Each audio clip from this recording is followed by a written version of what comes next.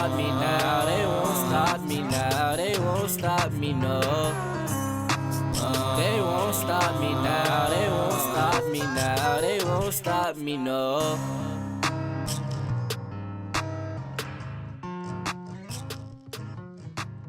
You are tuned in to We Are Mighty. It's so good to see y'all. I feel like it's been forever.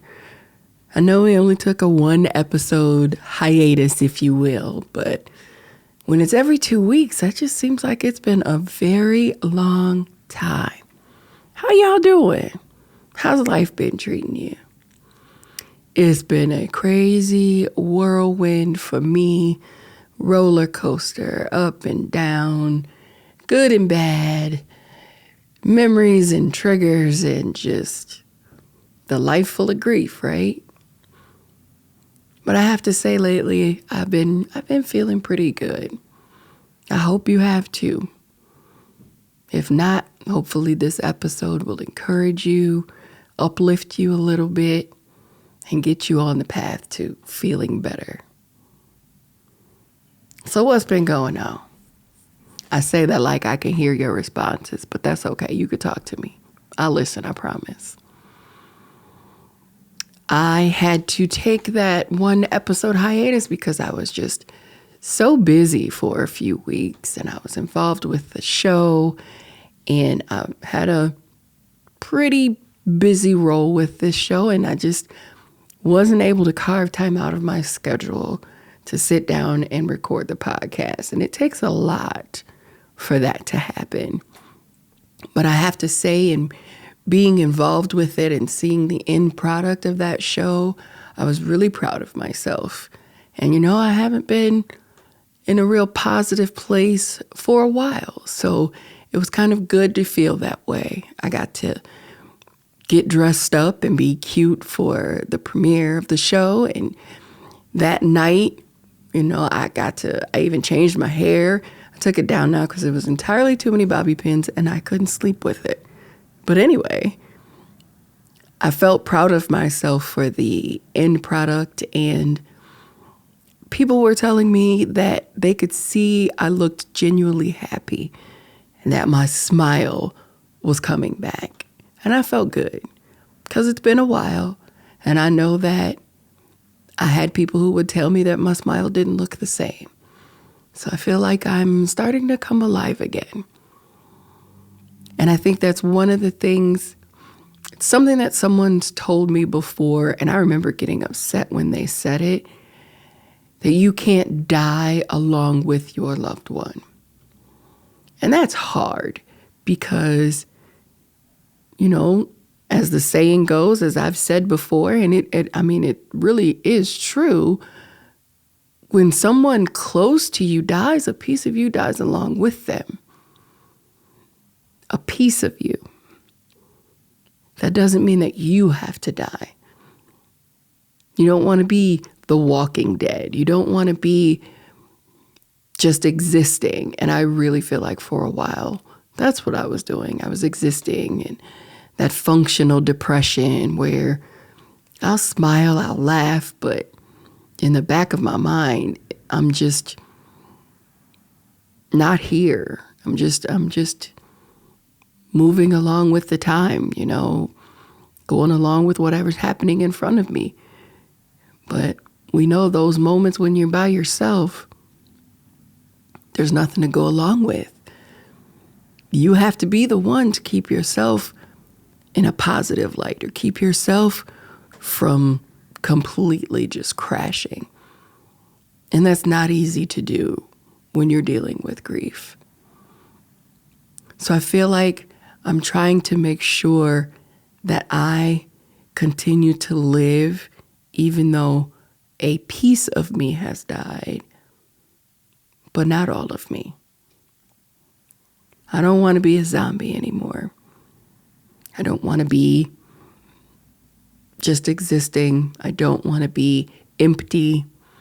So I'm trying to, as I said for this year, be intentional, and be intentional with keeping it positive, keeping it light. Because I know my son wouldn't want me to be walking around like a zombie. He would be trying to figure out what's wrong with me and do something to make me smile or make me laugh. And so I think about those things. And it's crazy because I literally got to the point where I was feeling so good, I completely forgot that my son was gone. I had a day where I had an amazing day at work and I was just so excited about some things that had happened. And I thought to myself, I haven't heard from my baby in a while. Let me call and see how he's doing. Literally grabbed my phone, and then it hit me why I hadn't heard from him. And that blow was devastating to remember, that he wasn't with us anymore. And I don't even know why life had gotten so quote unquote good to me that I forgot. But I guess it was because I wasn't just existing in that moment. I was living and I was just happy and excited. And yeah, that brought me down a little bit. But I still didn't let it completely take me under, because to be on such a high and then remember such a devastating low could have been much worse. It could have been much, much worse. Did I shed a tear? I did. Did I have to take a moment? I absolutely did. But it's not as difficult as it used to be. And at this point, that's progress. Because it used to be just the thought of it I would be crying for hours. I would be just in the deep state of depression. And at least now, I'm to the point where, yes, I have to remind myself that no matter what I do, no matter what I say, no matter what I think or pray, I can't bring him back. Because it's hard to believe that I've spent a year and a half trying to negotiate with God, still trying to figure out a way to turn the clock back, to start over, to even if it just go back to that night, go back to when he was a baby, whatever was necessary for my baby to be here. And I just have to accept it. And so once I stopped focusing so much on that, basically trying to tell God that he made a mistake, and we know he makes no mistakes, and starting to figure out what my life is to look like now without my son's physical presence, although he's always with me. I think that's where I was able to let go of some of that depression and let go of some of that. I can't say I let go of the pain because it still hurts, but let go of the way that it was consuming me and actually move forward and actually enjoy some of the things that I'm doing in life. Because there's times where I would be like, oh, if only Miles were here. If only, obviously, I could share things with him. So yeah, it was a blow. But I still was able to celebrate that moment and celebrate myself for the achievement that I had made on that day. And I just take baby steps. Little wins mean a lot. Being able to accomplish little wins mean a lot. And not self-sabotage and not demolish any little bit of positivity that comes my way. Earlier today, actually, I changed my profile picture on social media because my husband and I took a really cute picture at the show. And ever since the day that my son was taken from me, my profile picture has been a picture of him and I. And so I took a bunch of pictures of him and I and his brother and made a collage and have that as, my cover photo, and then my picture of myself and my husband as my profile picture. And for some reason, that was very hard. I felt like I did something wrong by changing my profile picture from what it's been for almost 2 years. And again, he's still there. I have him in my cover photo, but it was the strangest thing how I felt like I literally almost felt like I betrayed him by changing that picture. And social media has nothing to do with my baby's presence, my baby's soul, the fact that he was here, the fact that he affected so many people. But it's just one of those things. It was almost a trigger. Like, am I being disrespectful by doing this? I'm not diminishing his memory. I'm not removing him from my life, but it really felt like that. And that was just the craziest thing. And it took me a minute. Like, I had to really sit back and calm myself down. Like, you didn't do anything wrong. It doesn't change anything. It doesn't change who you are. You're still his mother, as well as your husband's wife. And it's just one of those, I guess, new things to deal with on this grief journey, because I've never had to deal with anything of that nature. I've never had to go through something like that. And I credit my older son with really helping me a lot with dealing with the loss of his brother. Now, he was closer to his brother than anyone. They're only 2 years apart. They lived in a duplex, one upstairs, one downstairs, so they saw each other every day. And although it definitely hit him hard, the way that he deals with it now, he encourages me. Mom, I carry my brother with me every day.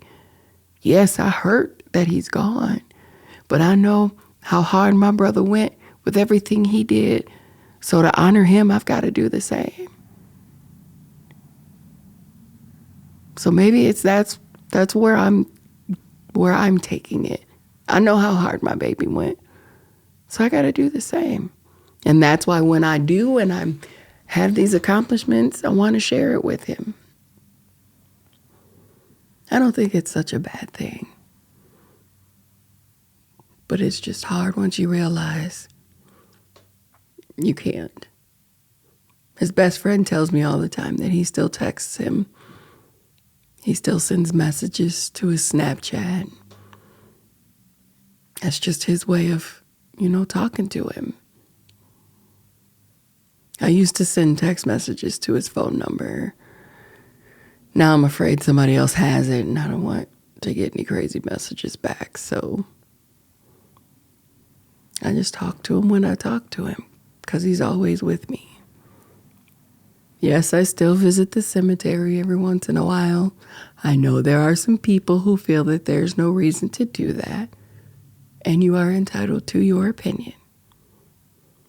But I also keep that area clean. I also make sure that it's the way that he would want it.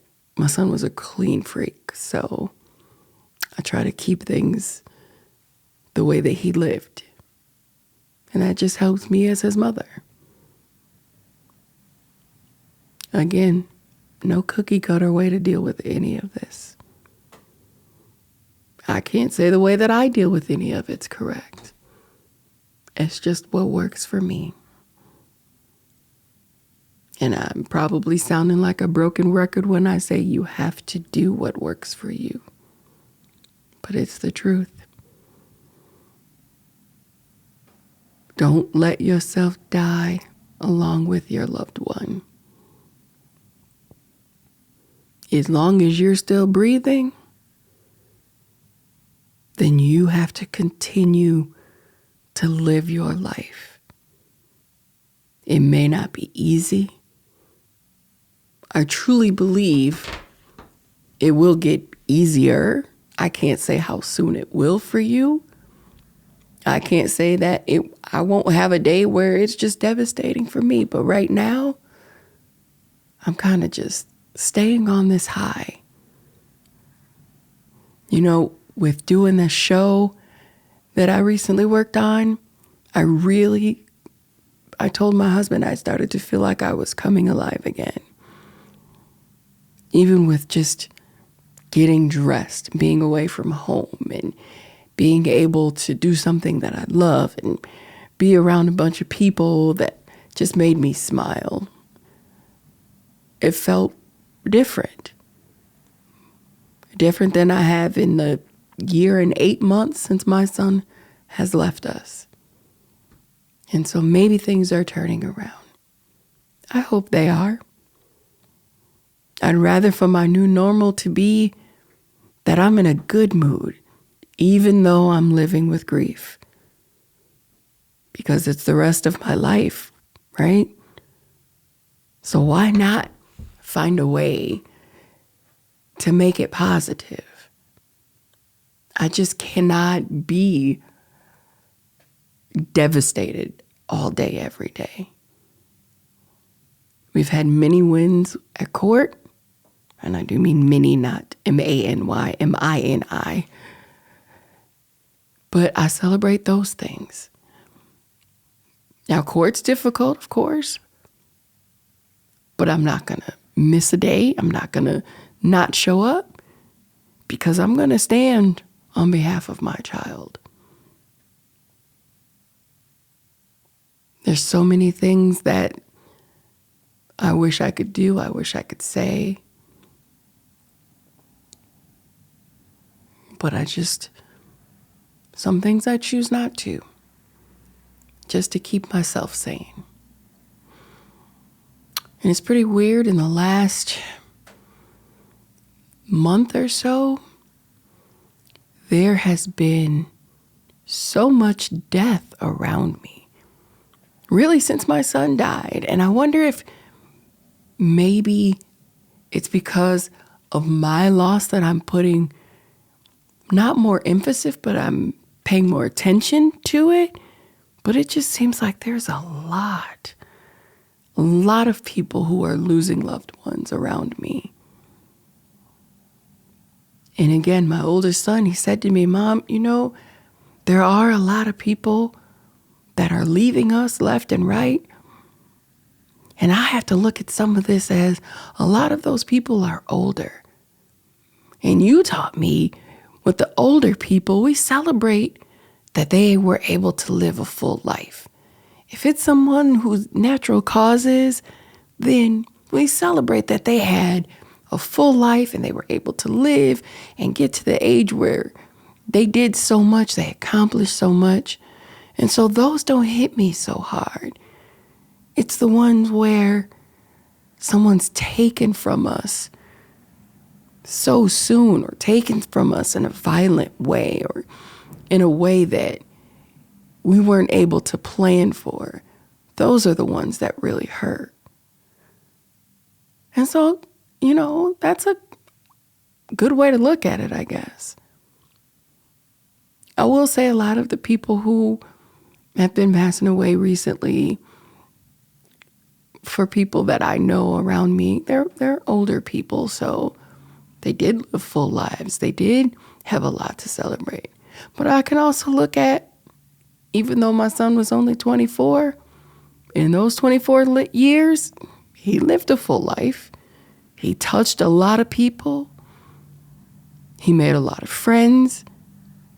So many people cared about him.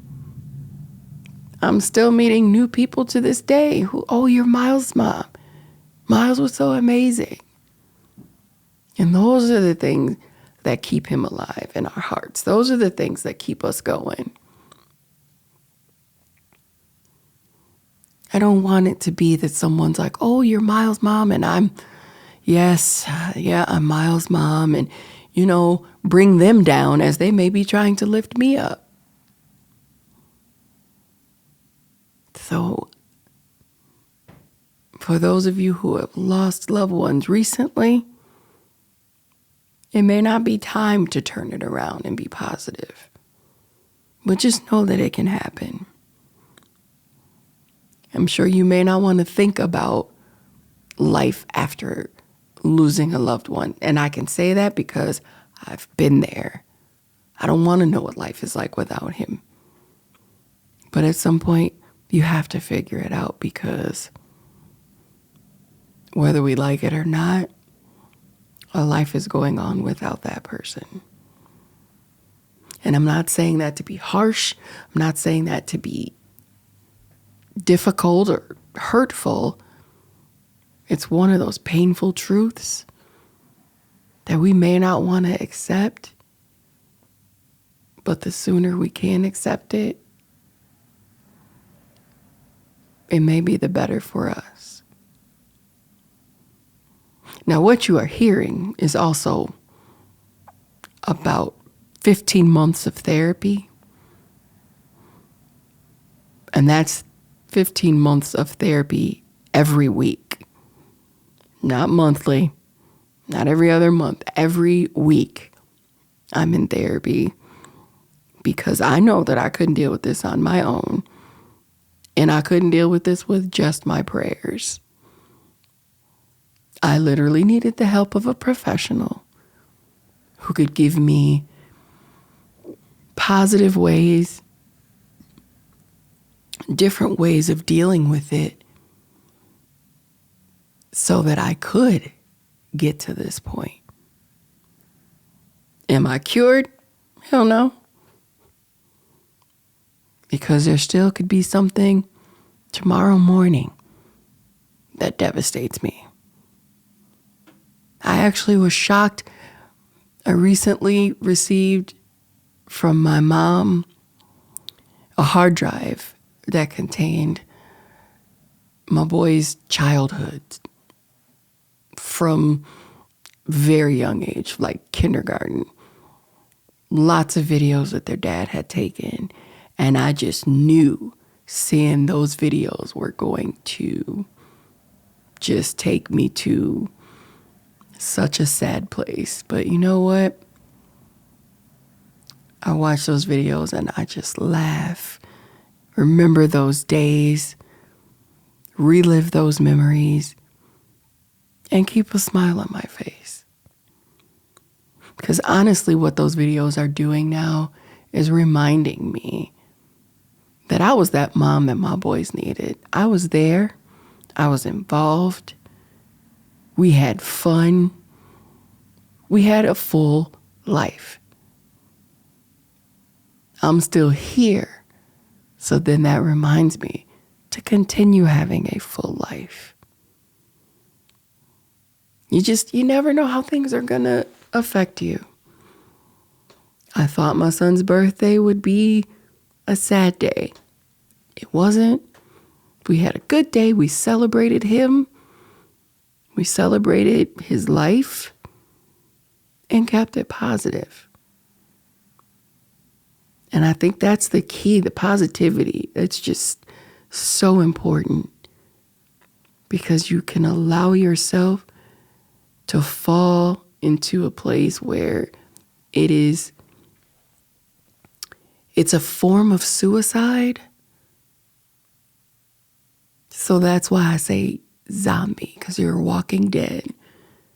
You've killed yourself on the inside. You've killed your joy. You've killed your happiness, your peace. And at some point, you've got to revive it, or you'll physically die as well.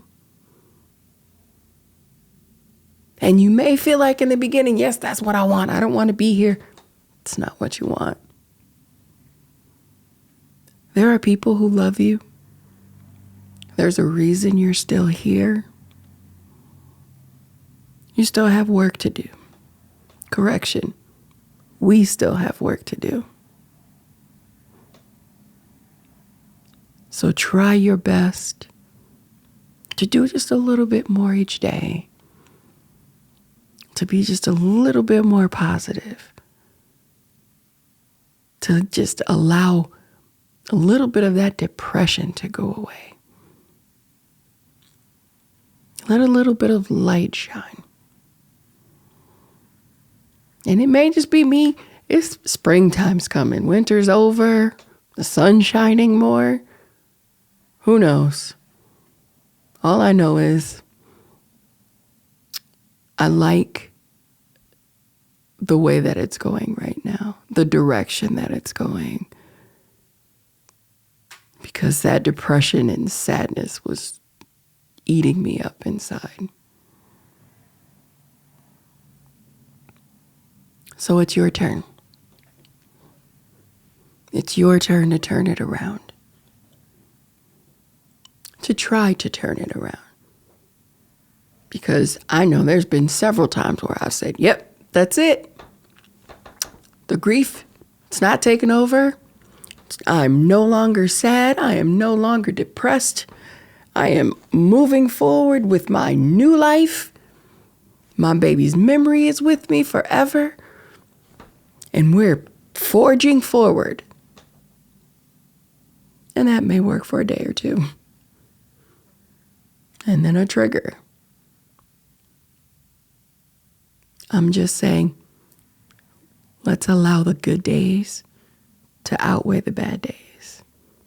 As the song says, I won't complain. So I hope this has been helpful for you. I hope this is encouraging to you. Live and don't die. You can still live while dealing with grief. It doesn't mean that you don't love them, that you don't remember them.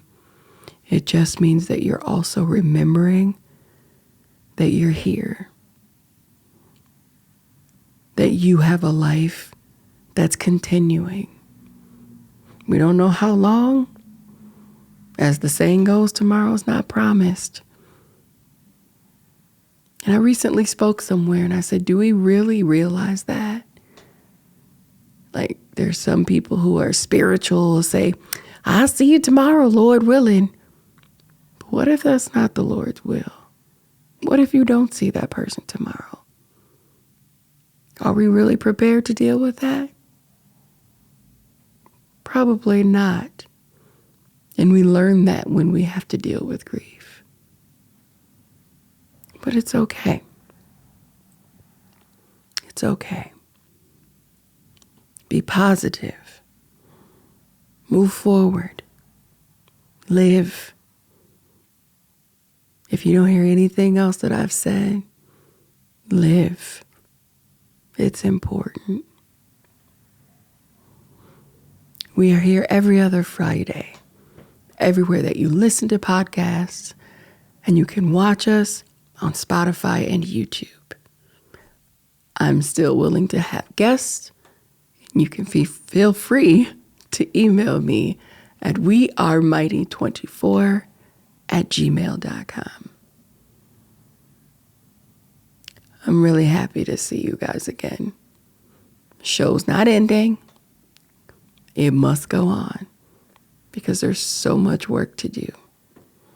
So in all you do, be true to yourself, be strong, and be mighty.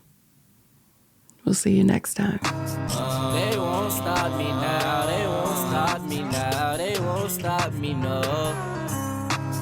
They won't stop me now, they won't stop me now, they won't stop me, no.